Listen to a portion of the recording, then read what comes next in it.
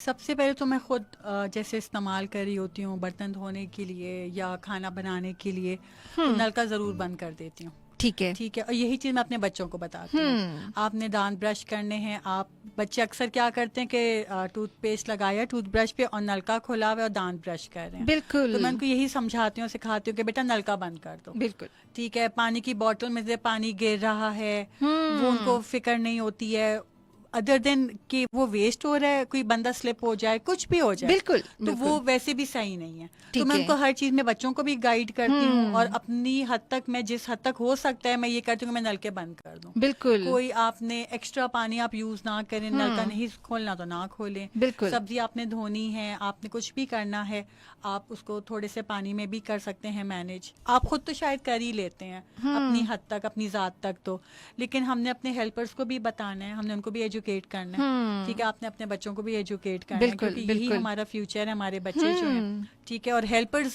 क्योंकि इतनी अवेयरनेस नहीं है ना, बिल्कुल। तो लेकिन उनको बताना बड़ा ज़रूरी है।